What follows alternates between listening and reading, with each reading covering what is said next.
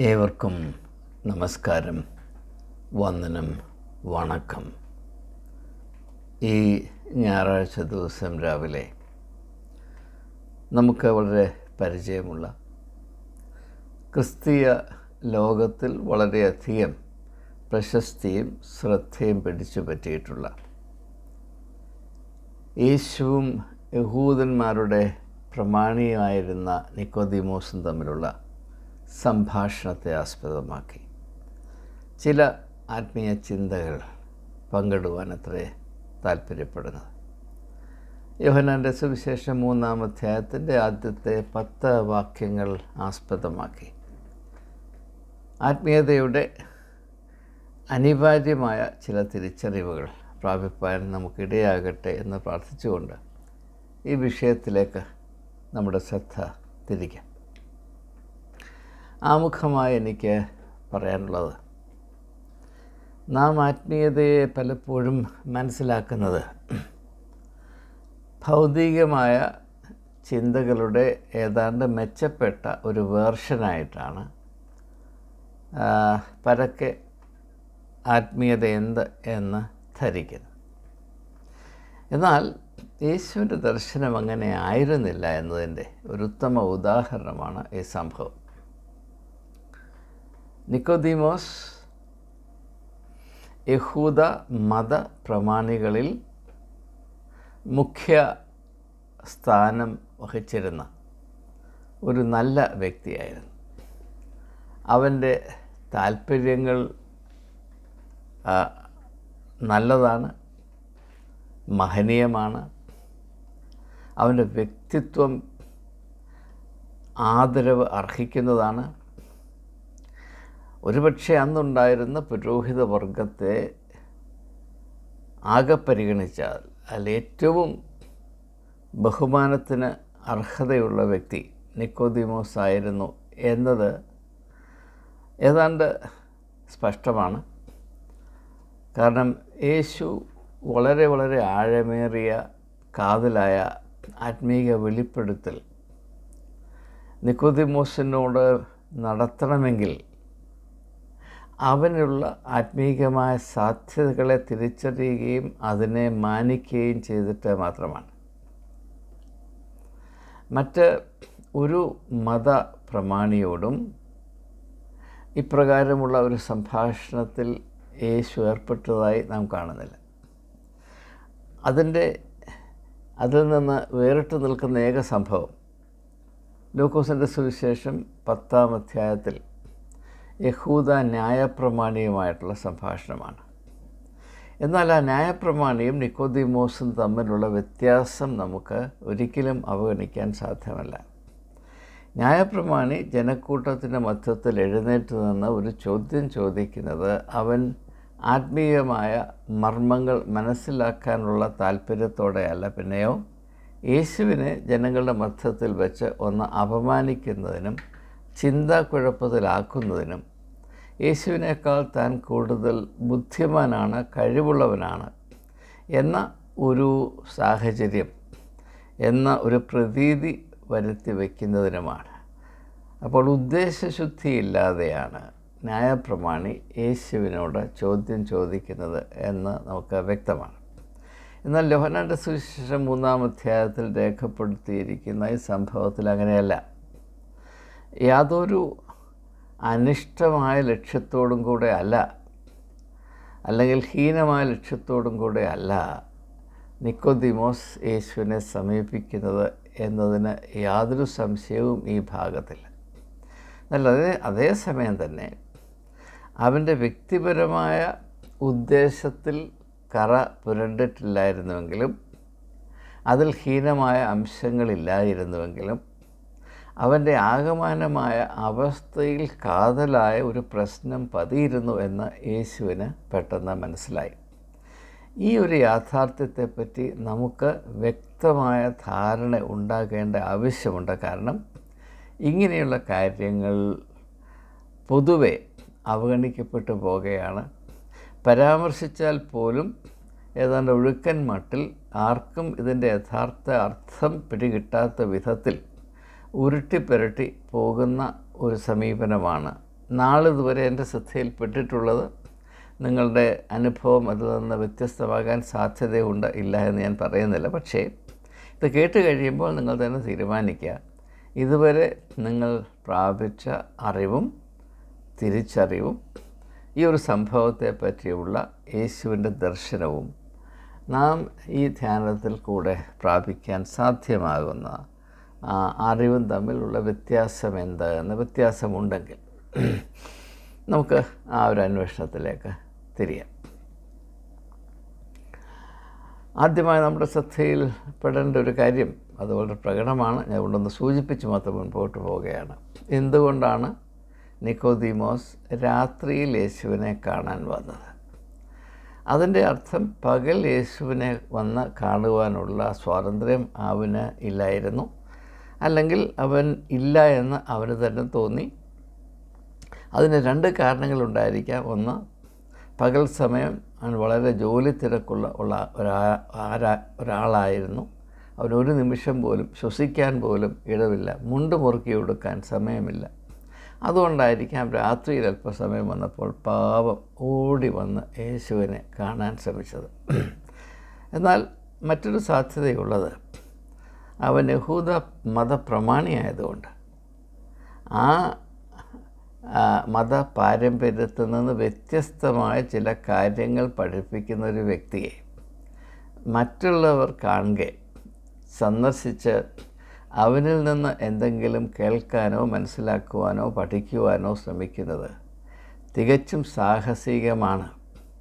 എനിക്കിത് വളരെ വ്യക്തമായി മനസ്സിലാക്കാൻ കഴിയും. കാരണം ഞാൻ ഈ ഒരു സാഹചര്യത്തിൽ എന്നെ ഇതിലാരോടും താരതമ്യപ്പെടുത്തുവാൻ അവകാശമില്ലാത്തവനാണെങ്കിലും ഈ കാലത്ത് സഭകൾ പഠിപ്പിക്കുന്ന കാര്യങ്ങളിൽ നിന്ന് അല്പം വ്യത്യസ്തമായി വചനം ഞാൻ ഇൻറ്റർപ്രറ്റ് ചെയ്യുന്നത് കൊണ്ട് ആളുകൾ എന്നെ ഒരു വലിയ അപകടകാരിയായി സഭാ നേതൃത്വം ചിത്രീകരിക്കുന്നതിനെ മാനിച്ചുകൊണ്ട്, അല്ലെങ്കിൽ അതിനെ ഭയന്നുകൊണ്ട്, ആരുടെയും ശ്രദ്ധ ആകർഷിക്കത്തക്ക വിധത്തിൽ എന്നെ സന്ദർശിക്കാറില്ല. ആളുകൾ വരാറുണ്ട്, കാണാറുണ്ട്. പക്ഷേ അത് നിക്കോദീമോസ് വരുന്നത് പോലെ പാത്തും പതുങ്ങിയുമാണ് എന്ന് മാത്രമല്ല, വന്ന കാര്യം ആരും അറിയരുത് എന്ന് വളരെ പ്രത്യേകമായി എന്നോട് പറയുന്നവരുമുണ്ട് എന്ന് മാത്രം സൂചിപ്പിച്ചുകൊണ്ട് ഞാൻ ആ ഭാഗം അങ്ങ് വിടുകയാണ്. അപ്പോൾ നിക്കോദീമോസിൻ്റെ അവസ്ഥ എന്ത് എന്ന് എനിക്ക് നന്നേ മനസ്സിലാകും. പൂർവാധികമായ വ്യക്തതയോടുകൂടെ മനസ്സിലാക്കുവാൻ അനുഭവത്തിൽ കൂടെ കഴിയുന്നു എന്ന ഒരു സന്തോഷം കൂടെ അവരെയും അറിയിച്ചു കൊള്ളട്ടെ. അപ്പോൾ ഞാൻ ഈ രണ്ട് സാധ്യതയിൽ രണ്ടാമത്തേതാണ് വിശ്വസിക്കുന്നത്. അതായത് ജോലി തിരക്കുകൊണ്ടല്ല, പിന്നെയോ മറ്റുള്ളവരുടെ ശ്രദ്ധയിൽപ്പെട്ടാൽ ഇത് വലിയ പ്രശ്നമുണ്ടാക്കും, തലവേദനയായിത്തീരും. അത് വേണ്ട, രാത്രിയുടെ മറപിടിച്ച് തന്നെ ലോകത്തിൻ്റെ വെളിച്ചമായ യേശുവിനെ കണ്ടുകളയാം എന്ന ഒരു നിലപാട് എടുക്കാൻ അദ്ദേഹത്തിന് ഇടയായത് എന്ന് ഞാൻ കരുതുകയാണ്. നിങ്ങൾ അപ്രകാരം തന്നെ കരുതുമെന്നാണ് ഞാൻ വിശ്വസിക്കുന്നത്. കാരണം ആ ഒരു കരുതലിൽ കൂടെ, ആ ഒരു കാഴ്ചപ്പാടിൽ കൂടെ മാത്രമേ യേശുവും നിക്കോദീമോസും തമ്മിലുള്ള സംഭാഷണത്തെ നമുക്ക് മനസ്സിലാക്കാൻ സാധിക്കുകയുള്ളൂ. അല്ലെങ്കിൽ യേശു നിക്കോദീമോസിനോട് മാർത്തയോട് പറഞ്ഞ വാക്കുകൾ പറയണം. മാർത്തേ, നീ പലതിനെ ചൊല്ലി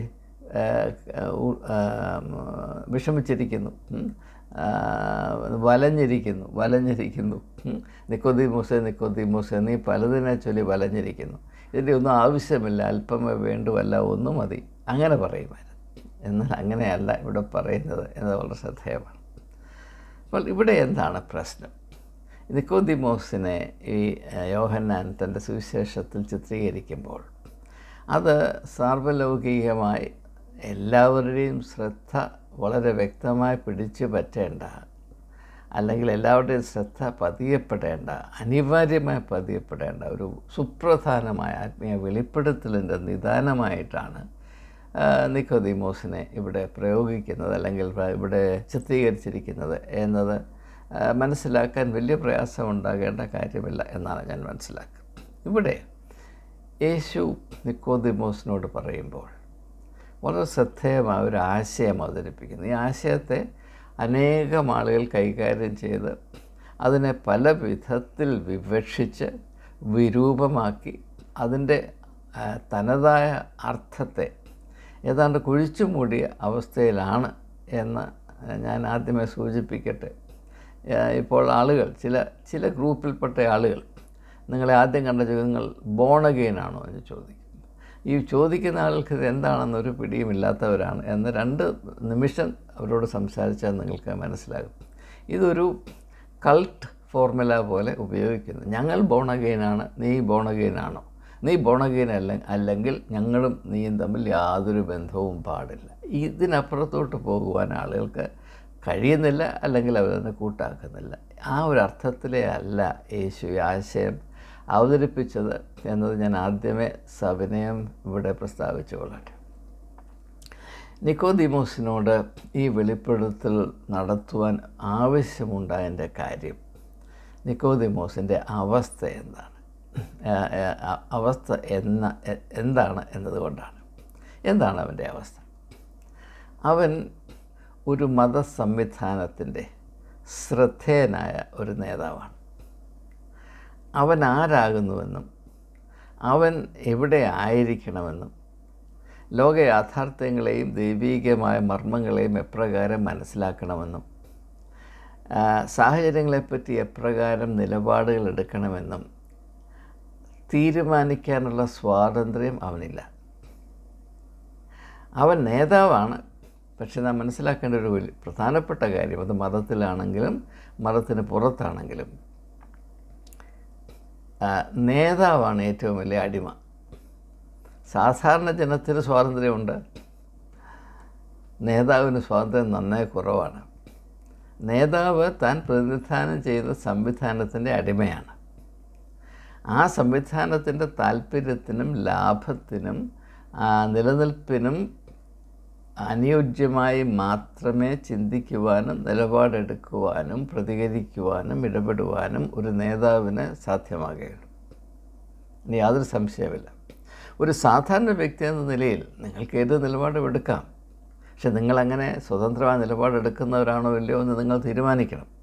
പക്ഷേ ഒരു നേതാവിനേക്കാൾ സാധാരണ ഒരു വ്യക്തിക്കാണ് ഏറ്റവും കൂടുതൽ സ്വാതന്ത്ര്യം എന്നതിന് യാതൊരു സംശയവുമില്ല. അപ്പോൾ ഈ നിക്കോദിമോസ് എന്ന് പറയുന്ന മനുഷ്യൻ അവൻ നല്ലവനായിരുന്നു, യാതൊരു സംശയവുമില്ല. അവൻ്റെ ആന്തരിക ആത്മീക വ്യക്തിത്വം അത് യാഥാർത്ഥ്യമായിരുന്നു. പക്ഷേ അതൊരിക്കലും അതിൻ്റേതായ സ്വഭാവത്തിൽ പ്രകടിപ്പിക്കുവാനുള്ള സ്വാതന്ത്ര്യം അവൻ അനുഭവിച്ചിരുന്നില്ല. അവൻ അതിന് അനുവാദമില്ലായിരുന്നു.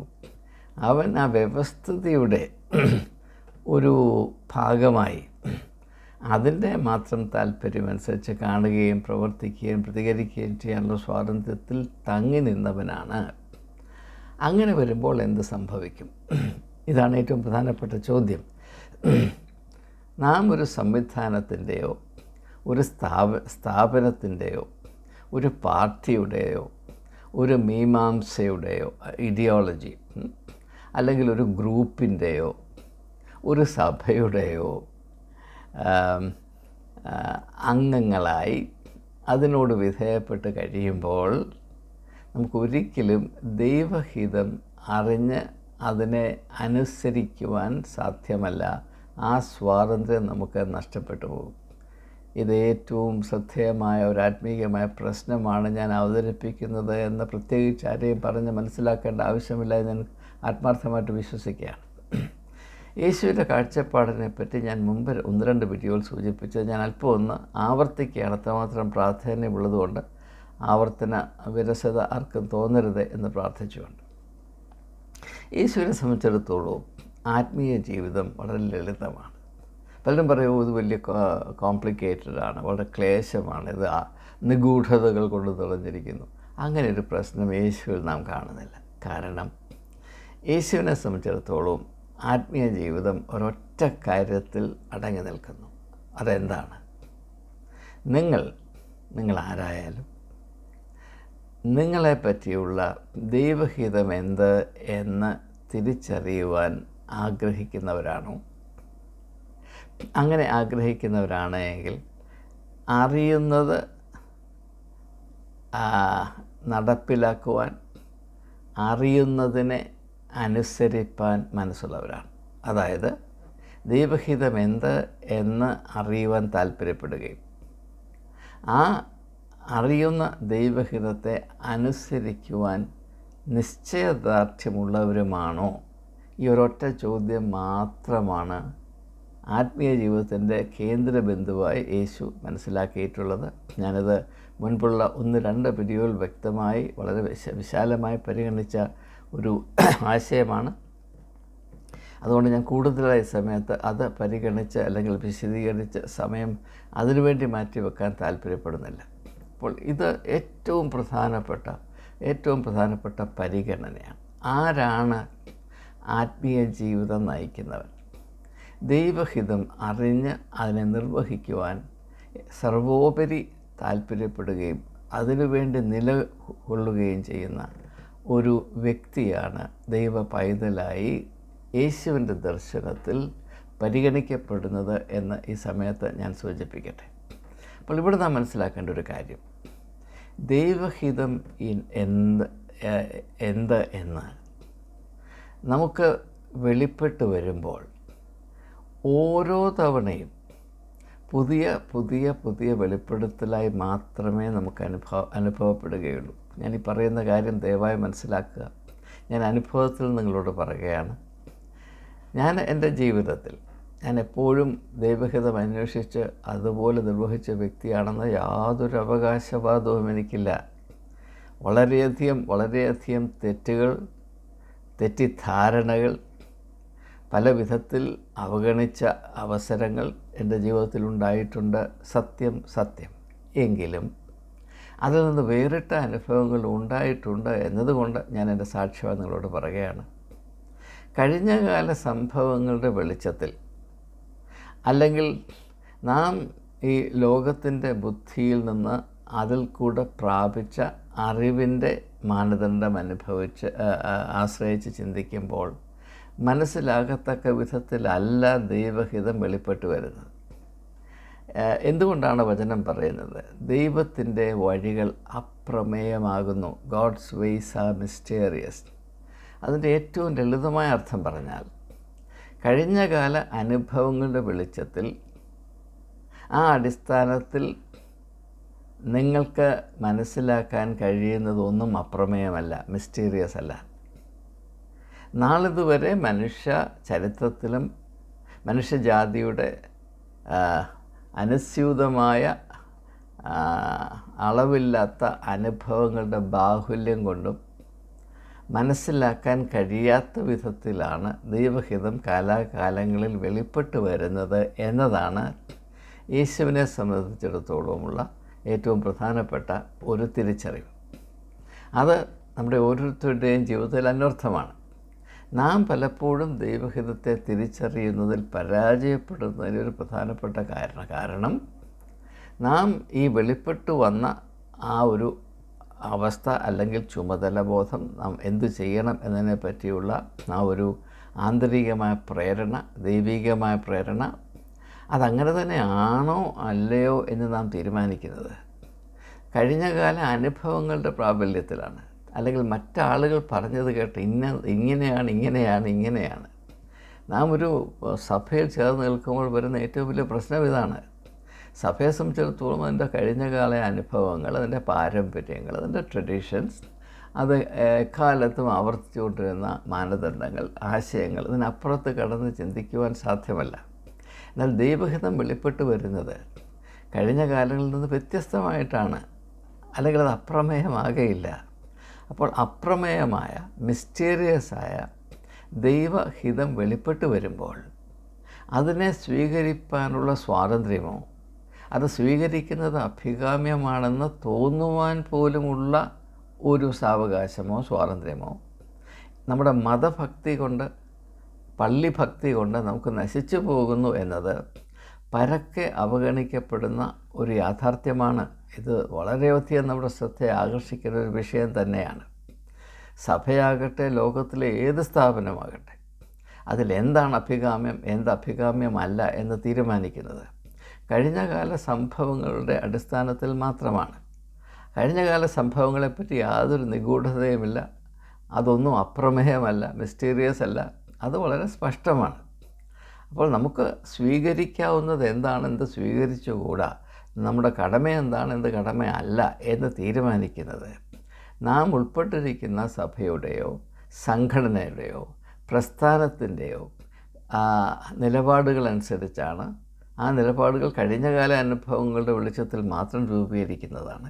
അങ്ങനെയെങ്കിൽ നമുക്ക് കാലാകാലങ്ങളിൽ പുതുതായി വെളിപ്പെട്ട് വരുന്ന ദൈവഹിതത്തിൻ്റെ ഓരോരോ പ്രവർത്തന രീതികൾ, ഓരോരോ പ്രേരണകൾ സ്വീകരിപ്പാൻ നമുക്ക് സ്വാതന്ത്ര്യമുണ്ടാകുകയില്ല. ഈ ഒരു വലിയ പ്രശ്നമാണ് നിക്കോദീമോസിൽ കൂടെ യോഹന്നാൻ ഇവിടെ അടയാളപ്പെടുത്തുന്നത് എന്നതിനെപ്പറ്റി നമുക്ക് വ്യക്തതയുണ്ടാകണം. അല്ലെങ്കിൽ യേശു നിക്കോദീമോസും തമ്മിലുള്ള സംസാരം നമുക്ക് മനസ്സിലാക്കാൻ സാധ്യമല്ല. അപ്പോൾ ഒരു വലിയ പ്രശ്നത്തിൻ്റെ ഭാരവും പേറിക്കൊണ്ടാണ് നിക്കോദീമോസ് വരുന്നത്. അവനറിയാം യേശു ഒരു വലിയ അഭൂതപൂർവമായ പുതിയ ആത്മീയ ദർശനത്തിൻ്റെ ദൈവികമായ അടയാളപ്പെടുത്തലാണ് എന്ന് നാം തിരിച്ചറിഞ്ഞു. പക്ഷേ അതുമായി ബന്ധപ്പെടുവാനുള്ള സ്വാതന്ത്ര്യം അല്പം പോലുമില്ല. ഈ ഒരവസ്ഥയെ യേശു തിരിച്ചറിഞ്ഞിട്ടാണ് പറയുന്നത്, ആമേൻ ആമേൻ ഞാൻ എന്നോട് പറയുന്നു, നീ വീണ്ടും ജനിക്കുന്നില്ല എങ്കിൽ നീ ദൈവരാജ്യം കാണുക പോലുമില്ല. ഞാൻ ആ ഭാഗം ഒന്ന് വായിച്ചു കൊള്ളട്ടെ. യേശു അവനോട്, ആമേൻ ആമേൻ ഞാൻ നിന്നോട് പറയുന്നു, നീ പുതുതായി ജനിച്ചില്ല എങ്കിൽ ദൈവരാജ്യം കാണുവാൻ ആർക്കും കഴിയുകയില്ല എന്ന് ഉത്തരം പറയും. ആർക്കും കാണാൻ പോലും കഴിയുകയില്ല എന്നാണ് പറയുന്നത്. അതിൻ്റെ അർത്ഥം എന്താണ്? ദൈവരാജ്യത്തിൻ്റെ വാതിൽ യേശുവാണ് എന്ന യോഹന്നാൻ്റെ സുവിശേഷം 10-ാം അധ്യായത്തിൽ നാം വായിക്കുന്നുണ്ട്. അതിൻ്റെ അർത്ഥം എന്താണ്?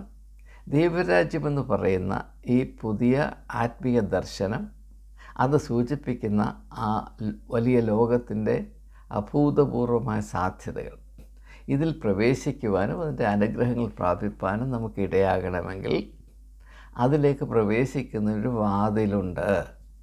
ഏത് സാധ്യതയിലേക്കും പ്രവേശിക്കുന്ന ഒരു വാതിൽ ആവശ്യമാണ്. ദൈവരാജ്യത്തെ സംബന്ധിച്ചിടത്തോളം അതിൻ്റെ വാതിൽ യേശുവാണ്.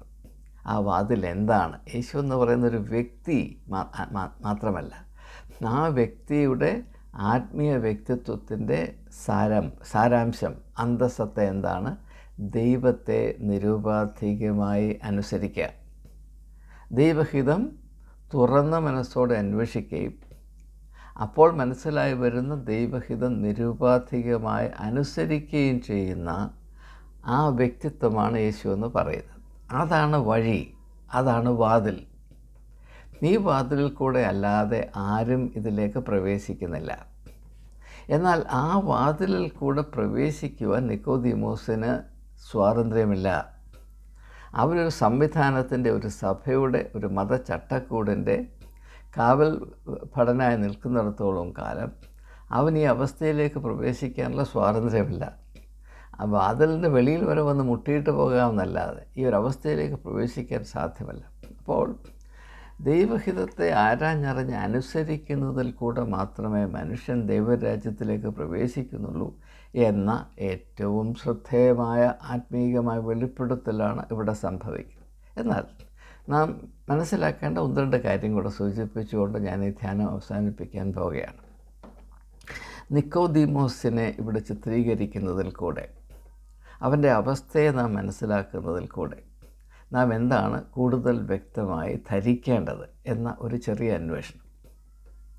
നാം ഇതുവരെ കണ്ടതുപോലെ ഒരു സഭയുടെ, ഒരു വ്യവസ്ഥിതിയുടെ, ഒരു സ്ഥാപനത്തിൻ്റെ, ഒരു സംവിധാനത്തിൻ്റെ ചട്ടക്കൂടിൽ ഒതുങ്ങി നിൽക്കുന്നൊരു വ്യക്തിക്ക് ഒരിക്കലും ദൈവഹിതം അന്വേഷിച്ച് മനസ്സിലാക്കി അതിനെ നിവൃത്തിയാക്കുവാൻ, അതിനെ അനുസരിക്കുവാനുള്ള സ്വാതന്ത്ര്യം ഉണ്ടാകുകയില്ല. ഈ ചട്ടക്കൂടിനുള്ളിൽ നിന്നുകൊണ്ട് ഞാൻ ദൈവഹിതം അന്വേഷിച്ച് നടപ്പിലാക്കിക്കൊള്ളാം എന്നാരെങ്കിലും പറയുന്നുവെങ്കിൽ അത് ശുദ്ധ മണ്ടത്തരമാണ്. അങ്ങനെ ഒരിക്കലും സംഭവിച്ചിട്ടില്ല, ഒരിക്കലും സംഭവിക്കുകയുമില്ല. അതുകൊണ്ടാണ് യേശു ചട്ടക്കൂടിന് വെളിയിൽ വന്ന് ദൈവനിർമ്മിതമായ, ദൈവം സ്നേഹിക്കുന്ന വിശാലമായ ലോകത്തിൻ്റെ പരപ്പിൽ തൻ്റെ പരസ്യ ശുശ്രൂഷ നിർവഹിച്ചത് എന്ന് മനസ്സിലാക്കുക. എന്നാൽ ദൈവഹിതം അറിഞ്ഞ് അതിനെ അനുസരിപ്പാനുള്ള നമ്മുടെ സ്വാതന്ത്ര്യം നശിപ്പിക്കപ്പെടേണ്ടതിന് ഒരു സഭയോ ഒരു സംവിധാനമോ ആവശ്യമില്ല. നാം ഓരോരുത്തരും ആ സ്വാതന്ത്ര്യം സ്വമനസാലെ ഉപേക്ഷിക്കുന്നവരും കൂടെയാണ്. അതുകൂടെ മനസ്സിലാക്കണം. ഇപ്പം നമ്മളിൽ ഭൂരിപക്ഷം ആളുകളും, ഈ പറയുന്ന ഞാനുൾപ്പെടെ, ഒരു സംവിധാനത്തിൻ്റെ അടിമയാണ് എന്ന് കണക്കാക്കേണ്ട ആവശ്യമില്ല. നമ്മൾ സ്വതന്ത്രരാണ്. എന്നാൽ അതുകൊണ്ട് ദൈവഹിതം അറിഞ്ഞതിനെ അനുസരിപ്പാൻ തക്ക ഒരവസ്ഥയിലാണ് നാം എന്ന് ആരും വിചാരിക്കരുത്. ഞാനുൾപ്പെടെ ആരും വിചാരിക്കരുത്. കാരണം എന്താണ്? നാം നിക്കോദിമോസിനെ പോലെ ഒരു സംവിധാനത്തെ പ്രതിനിധീകരിച്ച് ആ സഭയുടെ ഹിതം അതിന് കീഴ്വഴങ്ങി അതിൻ്റെ അടിമയായി നിൽക്കുന്നവരല്ല എങ്കിലും നമുക്കേവർക്കും സ്വന്തം ഇഷ്ടം, സെൽഫ് വിൽ, അങ്ങനൊരു കാര്യമുണ്ട്. നാം നമ്മുടെ താല്പര്യമനുസരിച്ച് മാത്രം ചിന്തിക്കുകയും പ്രവർത്തിക്കുകയും നിലപാടെടുക്കുകയും ചെയ്യുന്നു. ആരും സത്യത്തിന് വേണ്ടിയോ നീതിക്ക് വേണ്ടിയോ ദാഹിക്കുന്നവരോ വിശക്കുന്നവരോ അല്ല. ആരും സത്യവും ദൈവരാജ്യവും നീതിയും അന്വേഷിച്ച് അത് നിർവഹിക്കുന്നവരല്ല. മുൻപേ അവൻ്റെ രാജ്യവും നീതിയും അന്വേഷിപ്പീൻ, ആ ഒരു അവസ്ഥയിൽ ആകുവാൻ താല്പര്യപ്പെടുന്നവരല്ല. നാം അളവിൽ അല്ലെങ്കിൽ മറ്റൊരളവിൽ, ഒരർത്ഥത്തിൽ അല്ലെങ്കിൽ മറ്റൊരു, ഒരു വിധത്തിൽ അല്ലെങ്കിൽ മറ്റൊരു വിധത്തിൽ സ്വന്തം താല്പര്യം മാത്രം അന്വേഷിച്ച് നിലപാടെടുക്കുന്നവരാണ്. നാം മതപരമായ എരിവ് കാണിക്കുമ്പോഴും അതിലും സ്വാർത്ഥതയും സ്വന്തം താല്പര്യവും മാത്രമാണ്. സ്വന്തം ഹിതത്തിനപ്പുറത്ത് കടന്ന് എന്തെങ്കിലും ഒരു നിലപാടെടുക്കുവാൻ നമ്മളിൽ എത്ര പേർ കൂട്ടാക്കുന്നുണ്ട്, അത്തരത്തിലുള്ള സ്വാതന്ത്ര്യം എത്ര പേർ കാംക്ഷിക്കുന്നുണ്ട്, ആഗ്രഹിക്കുന്നുണ്ട്, അല്ലെങ്കിൽ അത് അനുഭവിക്കുന്നുണ്ട് എന്നത് നാം നമ്മോട് തന്നെ ചോദിക്കേണ്ട കാര്യമാണ്. ആ അവസ്ഥയിലായിരിക്കുന്നവർക്കും ദൈവഹിതം എന്ത് എന്ന് തിരിച്ചറിഞ്ഞ് അതിനെ അനുസരിക്കുന്ന അനുഗ്രഹിക്കപ്പെട്ട അവസ്ഥയിലേക്ക് കടന്നു വരുവാൻ സാധ്യമല്ല. എന്തുകൊണ്ടാണ് മനുഷ്യർ ഇപ്രകാരം ഈ ഒരു അവസ്ഥയിലേക്ക് കടന്നു വരുവാൻ മടിക്കുന്നതെന്ന് ചോദിച്ചാൽ, യേശുവിൻ്റെ ഭാഷയിൽ പറഞ്ഞാൽ, ഈ വഴി ഇടുക്കമുള്ള വഴിയാണ്. ഈ വഴി വളരെ ഇടുക്കം ഞെരുക്കം, ആരിതു കടന്നിടുമോ. അപ്പോൾ നാം എല്ലാവരും വിശാലമായ വഴിയിൽ സഞ്ചരിക്കാൻ താല്പര്യമുള്ളവരാണ്. എന്താണ് ഈ വിശാലമായ വഴി? നമുക്ക് നമ്മുടെ താല്പര്യം, നമ്മുടെ ഇഷ്ടം, നമുക്ക് തോന്നുന്നത് പോലെ നമ്മുടെ സ്വാതന്ത്ര്യം, ഇതനുസരിച്ച് ഒഴുകിപ്പോകുന്ന അവസ്ഥയാണ് വിശാലമായ വഴിയെന്ന് നമുക്ക് തോന്നുന്നത്. പക്ഷേ കാലം തെളിയിക്കും ഇതായിരുന്നു ഏറ്റവും ഇടുക്കമുള്ള വഴി. ഇടുക്കമെന്ന് ആദ്യം തോന്നിയ വഴിയായിരുന്നു വിശാലമായ വഴി, അതാണ് ജീവനിലേക്കുള്ള വഴി എന്ന് പിൽക്കാലത്തുള്ള അനുഭവങ്ങൾ തെളിയിക്കും. പക്ഷേ തൽക്കാലം നോക്കുമ്പോൾ ഇതാണ് മിടുക്ക്. ഭൂരിപക്ഷം ആളുകളും ഈ ആദ്യ മിടുക്കിൽ മാത്രം തങ്ങിക്കിടക്കുകയാണ്. ദൈവഹിതം അന്വേഷിച്ച് നടപ്പാക്കുന്ന ആ ഒരു ആത്മീയ സ്വാതന്ത്ര്യത്തിൻ്റെ അവസ്ഥയിലേക്ക് പ്രവേശിക്കുവാൻ താല്പര്യമുള്ളവരല്ല ബഹുഭൂരിപക്ഷം ക്രിസ്ത്യാനികളും എന്ന യാഥാർത്ഥ്യം നാം തിരിച്ചറിയണം. ഞാനിത് കുറച്ചുകൂടി വ്യക്തമായി മനസ്സിലാക്കുന്നതിൻ്റെ കാര്യം, ഇത് എൻ്റെ ജീവിതത്തിലെ ആത്മീയ സംഘർഷത്തിൻ്റെ മുഖ്യധാരയാണ്. അതുകൊണ്ടാണ് എൻ്റെ ജീവിതം നിരന്തരമായ ഒരു സംഘർഷമാണ്. എൻ്റെ വ്യക്തിപരമായ താല്പര്യം, എൻ്റെ വ്യക്തിപരമായ നിശ്ചയദാർഢ്യം, എനിക്ക് ഏതാണ് അഭികാമ്യമെന്ന എൻ്റെ ധാരണ, അതിൽ നിന്ന്, അതിൻ്റെ അടിമത്വത്തിൽ നിന്ന് വിടുതൽ പ്രാപിപ്പാനുള്ള നിരന്തരമായ ഒരു സംഘർഷമാണ് എൻ്റെ ആത്മീയ ജീവിതം എന്ന് സമ്മതിക്കാൻ എനിക്ക് യാതൊരു മടിയുമില്ല. അതുകൊണ്ട് നാം കൈകാര്യം ചെയ്യുന്ന വിഷയം വളരെ ലളിതമാണെന്ന് തോന്നുമെങ്കിലും അത്ര എളുപ്പമുള്ള കാര്യമല്ല എന്നും കൂടെ ഞാൻ പറയും. അതുകൊണ്ടാണ് യേശു പറയുന്നത്, നീ ഇപ്പോൾ ഈ ഒരു സംവിധാനത്തിൽ ഇങ്ങനെ നിൽക്കുന്നു, നിനക്കറിയാം നിനക്ക് വേണ്ട ആത്മീയ സ്വാതന്ത്ര്യമില്ല. അപ്പോൾ നീ വിചാരിക്കും, ഞാനിങ്ങനെ നിന്ന് ദൈവത്തോട് പ്രാർത്ഥിച്ച് മനസ്സിനെ ശുദ്ധമാക്കി ഞാൻ ഒരു സമയത്ത് പെട്ടെന്നങ്ങ് വ്യത്യാസപ്പെടും. അങ്ങനെ ഒരിക്കലും സംഭവിക്കുകയില്ല. യേശു നിക്കോദിമോസിനോട് പറയുന്നത്, നീ വീണ്ടും ജനിക്കുന്നില്ല എങ്കിൽ, വീണ്ടും ജനനം എന്ന് പറഞ്ഞാൽ എൻ്റെ അർത്ഥം ഇത്ര മാത്രമേ ഉള്ളൂ, it's a complete and radical break, സമൂലമായ ഒരു പരിവർത്തനം. നീ ഇപ്പോൾ എവിടെ തങ്ങി നിൽക്കുന്നുവോ, നീ ഇപ്പോൾ ഏത് കസേര അലങ്കരിക്കുന്നുവോ അല്ലെങ്കിൽ ഏത് കസേരയെ അഹങ്കരിക്കുന്നുവോ, നീ ഇപ്പോൾ ഏത് സംവിധാനത്തെ ആശ്രയിച്ച് അതിൻ്റെ കാവൽ ഭടനായി അല്ലെങ്കിൽ അതിൻ്റെ നേതാവായി അതിൻ്റെ മകുടമായി നിൽക്കുന്നുവോ, അതൊക്കെയും നിൻ്റെ അടിമത്വത്തിൻ്റെ അവസ്ഥയാണ്, സംവിധാനമാണ്. അതിൽ നിന്ന് സമൂലമായി റാഡിക്കൽ ബ്രേക്ക്, അതിനെ ഉപേക്ഷിച്ച് ദൈവഹിതത്തെ മനസ്സിലാക്കുന്നതിനും അനുസരിക്കുന്നതിനും തടസ്സമായി നിൻ്റെ ജീവിതത്തിൽ ഒന്നും അവശേഷിക്കാത്ത വിധത്തിൽ സധൈര്യം ഒരു തീരുമാനമെടുക്കുകയും ആ ദിശയിലേക്ക് സഞ്ചരിക്കുവാനും നിനക്ക് ധൈര്യമുണ്ടോ? ഇല്ല എങ്കിൽ നാം സ്വർഗരാജ്യത്തിൻ്റെ അംഗത്വം പ്രാപിപ്പാൻ യാതൊരു വിധത്തിലും സാധ്യതയുള്ളവരല്ല എന്ന ഒരു വെളിപ്പാടാണ് ഈ ഭാഗത്ത് സംഭവിക്കുന്നത്. ഇത് കേൾക്കുമ്പോൾ അയ്യോ ഇതാരെക്കൊണ്ട് സാധിക്കും എന്ന് നിക്കോദിമോസിന് തന്നെ തോന്നുന്ന ഭാഗമുണ്ട്. നിക്കോദിമോസ് യേശുവിനോട് ഇത് ഞാൻ 9-ാം വാക്യം വായിക്കുകയാണ്. നിക്കോദിമോസ് യേശുവിനോട് ഇതെങ്ങനെ സംഭവിക്കുമെന്ന് ചോദിച്ചു. ഇത് നിക്കോദിമോസ് നാം എല്ലാവരെയും പോലെയാണ്. നിക്കോദിമോസ് Nicodemus represents each one of us. നമ്മുടെ എല്ലാവരുടെയും മനസ്സിൽ, നമ്മുടെ ധ്യാനത്തിൽ ഇതുവരെ നമ്മുടെ മനസ്സിൽ ഊറിക്കൂടിയ ചോദ്യം ഇതാ. നിക്കോദീമോസ് നമുക്ക് വേണ്ടി യേശുവിനോട് ചോദിക്കുന്നു. എത്ര മനോഹരമാണ് എന്ന് അല്പം ഒന്ന് ചിന്തിച്ചു നോക്കൂ. നിക്കോദീമോസ് യേശുവിനോട് ഇതെങ്ങനെ സംഭവിക്കും എന്ന് ചോദിച്ചു. യേശുവിൻ്റെ ഉത്തരം വളരെ ശ്രദ്ധേയമാണ്. യേശു അവനോട് ഉത്തരം പറഞ്ഞത്, നീ ഇസ്രയേലിൻ്റെ ഉപദേഷ്ടാവായിരുന്നിട്ടും ഇതറിയുന്നില്ലയോ? നീ ഇസ്രയേലിൻ്റെ ഉപദേഷ്ടാവായിട്ടും ഇതറിയുന്നില്ലയോ? പ്രിയമുള്ളവരെ, മതവും അറിവുകേടും നിറിവുകേടും തമ്മിലുള്ള ബന്ധം വളരെ അധികമാണ് എന്ന് ക്രൂശിൽ നിന്ന് പോലും യേശു സാക്ഷീകരിക്കുന്നതിനെ നാം പൂർണ്ണമായി അവഗണിക്കുന്നില്ലയോ? യേശുവിനെ ക്രൂശീകരിക്കുന്നതിന് മുൻകൈ എടുത്തത് മത നേതൃത്വമാണ് എന്ന് ഞാൻ പ്രത്യേകിച്ച് എടുത്തു പറയേണ്ട ആവശ്യമില്ല. ആ സാഹചര്യം കൂടെ പരിഗണിച്ചുകൊണ്ടാണ് യേശു ക്രൂശിൽ നിന്ന് ആദ്യത്തെ മൊഴി, പിതാവേ ഇവർ ചെയ്യുന്നത്. ഇവർ എന്ന് പറയുമ്പോൾ മഹാപുരോഹിതനായ കയഫാസ് തൊട്ട് സുനഹദോസിലെ ആളുകൾ തൊട്ട് ആ പരീശന്മാരും ശാസ്ത്രിമാരും ആ സമൂഹത്തിലുള്ള ഓരോരുത്തരും ഉൾപ്പെട്ടിരിക്കുന്നു. ആ ഒരു പ്രസ്താവന ഇന്നും ചരിത്രത്തിൻ്റെ ഏടുകളിൽ അലയടിക്കുകയാണ്. ഇവർ ചെയ്യുന്നത് എന്ത് എന്നവരറിയുന്നില്ല.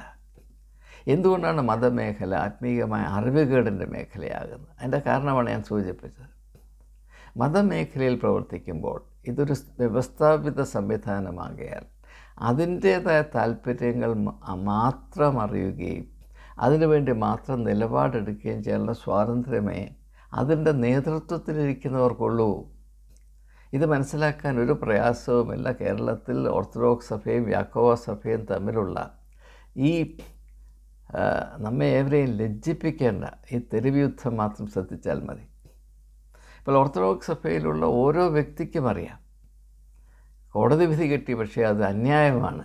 നിയമത്തിൻ്റെ ദൃഷ്ടിയിൽ അതിന് സാധൂകരിക്കാമെങ്കിലും അത് അനുഭവത്തിൽ വരുമ്പോൾ ഇത് 100% അന്യായമാണ്. പക്ഷേ ആ സാഹചര്യത്തിൽ സുപ്രീം കോടതിയുടെ 2017 വിധി കയ്യിൽ വെച്ചുകൊണ്ട് മുൻപേ അവരുടെ രാജ്യവും നീതിയും അന്വേഷിപ്പീൻ, നിങ്ങളുടെ നീതിബോധം പരീശന്മാരുടെയും ശാസ്ത്രിമാരുടെയും നീതിബോധത്തെ കവയ്ക്കുന്നില്ല എങ്കിൽ നിങ്ങൾ സ്വർഗരാജ്യത്തിൽ പ്രവേശിക്കുകയില്ല എന്ന് ശത്രുവിനെ നിങ്ങളെപ്പോലെ തന്നെ സ്നേഹിപ്പീൻ, മനുഷ്യർ നിങ്ങളോട് ചെയ്യുന്നത് പോലെ നിങ്ങൾ അവരോടും ചെയ്യുവിൻ. ഇങ്ങനെയുള്ള പഠിപ്പീരുകൾ സ്വീകരിപ്പാൻ ഓർത്തഡോക്സ് സഭയ്ക്ക് കഴിയുമെന്ന് നിങ്ങൾ വിചാരിക്കുന്നുണ്ടോ? അതേ പ്രശ്നമാണ് നാം മനസ്സിലാക്കാൻ ശ്രമിക്കുന്നത്. ഇത് ഓർത്തഡോക്സ് സഭയുടെ മാത്രം പ്രശ്നമല്ല, ഒരിക്കലുമല്ല, എല്ലാ സഭയുടെയും പ്രശ്നമാണ്. നിങ്ങൾ ഈ അടുത്ത കാലത്ത് കഴിഞ്ഞ 10 വർഷം കേരളത്തിലെ സഭകളുടെ മധ്യേ സംഭവിച്ച അല്ലെങ്കിൽ സഭകളുടെ ഉള്ളിൽ സംഭവിച്ച ഓരോരോ ഞെട്ടിപ്പിക്കുന്ന ലജ്ജിപ്പിക്കുന്ന സംഭവങ്ങൾ എടുത്തു നോക്കും. ഈ ഓരോ സാഹചര്യത്തിലും എന്താണ് തെറ്റ്, എന്താണ് ശരി? ഈ സാഹചര്യത്തിൽ യേശുവിൽ വിശ്വസിക്കുന്ന, ദൈവഹിതം അന്വേഷിക്കുന്ന ഒരു വ്യക്തി ഏത് നിലപാടാണ് എടുക്കേണ്ടത് എന്നതിനെപ്പറ്റി ഏവർക്കും ബോധ്യമുണ്ടാകാമായിരുന്നു. പക്ഷേ അതെനിക്ക് മനസ്സിലാകുന്നില്ല എന്ന ഒരു വിധത്തിൽ, അല്ലെങ്കിൽ അതെനിക്ക് അറിയണ്ട എന്ന വിധത്തിൽ, എനിക്കെൻ്റെ സഭയോ പറയുന്നത് മാത്രമാണ് ആത്യന്തികമായ ചുമതല എന്ന വിധത്തിലാണ് എല്ലാവരും സ്ഥിതി ചെയ്തത്. അത് ആ പ്രശ്നമാണ് യേശു ഇവിടെ കൈകാര്യം ചെയ്യുന്നത്. സമകാലീനമായ വളരെ പ്രസക്തിയുള്ളൊരു വിഷയമാണ്. കാരണം ഇതെക്കാലത്തും പ്രസക്തമായൊരു വിഷയമാണ് എന്നതുകൊണ്ട് തന്നെയാണ്. അതുകൊണ്ട് നമുക്ക് വ്യക്തമായ ഒരു ധാരണയിൽ നമ്മുടെ ഈ ധ്യാനം അവസാനിപ്പിക്കാം. ആത്മീയ ജീവിതം ഒരേ ഒരു ചോദ്യത്തിൽ അടങ്ങിയിരിക്കുന്നു. നാം ദൈവഹിതം അന്വേഷിച്ച് അനുസരിക്കുവാൻ താല്പര്യമുള്ളവരാണോ? ആ സ്വാതന്ത്ര്യം നാം കാംക്ഷിക്കുന്നുവോ? ആ സ്വാതന്ത്ര്യം പ്രാപിക്കണമെങ്കിൽ അതിന് ആവശ്യമായ വില കൊടുക്കുവാൻ നാം തയ്യാറാണോ? അല്ല, അല്ലറ ചില്ലറ ആനുകൂല്യങ്ങൾ നിലനിർത്തുന്നതിന് വേണ്ടി ചില സ്ഥാപനങ്ങളുടെയും ചില വ്യവസ്ഥിതികളുടെയും അടിമകളും ആശ്രിതരുമായി മാത്രം കഴിഞ്ഞുകൊണ്ട് നമ്മെ ഓരോരുത്തരെയും പറ്റിയുള്ള ദൈവഹിതം പരിപൂർണമായി നിരാകരിക്കുന്നതാണ് നമ്മുടെ നിലപാടെന്ന് നമുക്ക് ഇപ്പോൾ ബോധ്യമുണ്ടോ? ഞാൻ മുൻപ് സൂചിപ്പിച്ച ഒരാശയം ഒന്നുകൂടെ ഞാൻ സൂചിപ്പിക്കാൻ പോവുകയാണ്, അത്രമാത്രം പ്രാധാന്യം അർഹിക്കുന്നത് കൊണ്ട്.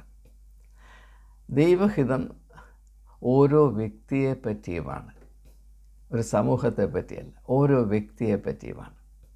ഇപ്പം നിങ്ങളെപ്പറ്റിയുള്ള ദൈവഹിതം എന്താണെന്ന് നിങ്ങളാണ് അന്വേഷിച്ച് മനസ്സിലാക്കേണ്ടത്. മറ്റാരിൽ കൂടെയും അതറിയുവാൻ സാധ്യമല്ല. രണ്ടാമത്, നിങ്ങളെപ്പറ്റിയുള്ള ദൈവഹിതം വെളിപ്പെട്ട് വരുമ്പോൾ അതെപ്പോഴും ഇപ്പോൾ വിടർന്ന ഒരു പുഷ്പം പോലെ അത് നവീനമായിരിക്കും, നൂതനമായിരിക്കും. അതിനെ മുൻപ് നടന്ന സംഭവങ്ങളുടെ വെളിച്ചത്തിൽ മനസ്സിലാക്കുവാൻ സാധ്യമല്ല. അങ്ങനെ മനസ്സിലാക്കിയാൽ അത് ഒരിക്കലും സ്വീകാര്യമാകരുത് എന്ന് മാത്രമേ നിങ്ങൾക്ക് തോന്നുവാനിടയുള്ളൂ. ദൈവഹിതം അപ്രമേയമാണ് എന്ന് നാം പറയുമ്പോൾ ഇത് മുൻപുണ്ടായ ഒരു സംഭവത്തിൻ്റെയും വെളിച്ചത്തിൽ മനസ്സിലാക്കാൻ കഴിയാത്ത ഒരവസ്ഥയാണ് എന്നാണ് എൻ്റെ അർത്ഥമെന്ന് എപ്പോഴും ഓർത്തിരിക്കേണ്ട ആവശ്യം നമുക്കുണ്ട്. അതുകൊണ്ട് നിരുപാധികമായി, അൺകണ്ടീഷണലായി മാത്രമേ ദൈവഹിതത്തെ അറിയുവാനും സ്വീകരിപ്പാനും നമുക്ക് സാധ്യമാകുകയുള്ളൂ. എന്നാൽ ഒരു സമൂഹത്തിൻ്റെയോ ഒരു കെട്ടുപാടിൻ്റെയോ അല്ലെങ്കിൽ ഒരു ചട്ടക്കൂടിൻ്റെയോ ഉള്ളിൽ തങ്ങി നിൽക്കുന്നൊരു വ്യക്തിക്ക് അങ്ങനെ നിരുപാധികമായ ദൈവഹിതം തിരിച്ചറിയുവാനുള്ള സ്വാതന്ത്ര്യം ഉണ്ടാകുകയില്ല.